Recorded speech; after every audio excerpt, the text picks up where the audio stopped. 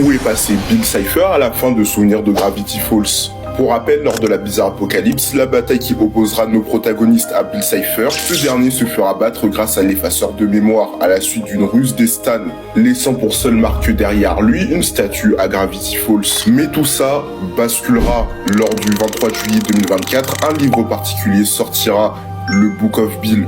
À l'instar de Dipper et de Stanford qui nous narreront leurs péripéties et leurs découvertes dans leurs journaux, Bill quant à lui c'est toute sa vie qu'il mettra dans cet ouvrage, allant de ses origines à ses relations avec les autres personnages de la série, mais aussi accompagné de pas mal d'informations inédites. Et justement, s'il a pu écrire ce livre, c'est qu'il n'est pas mort, mais où est-il? Avant que je te dévoile ça, n'hésite pas à t'abonner pour absolument rien rater. Ce que je n'avais pas rappelé, c'est le fait que Bill, avant de partir, récitera une invocation, s'adressant à celui qu'on considère être le dieu de l'univers de Gravity Falls, l'Axolot. Le concernant, on y reviendra plus en détail dans une prochaine vidéo. Grâce à cette invocation qui a donné lieu à un pacte entre les deux entités, Bill a pu en partie s'en tirer, devant désormais survivre à l'épreuve de l'Axolot, à savoir rester enfermé dans un asile appelé Euthérapisme, situé hors des limites du temps et pour tous ses chefs d'accusation.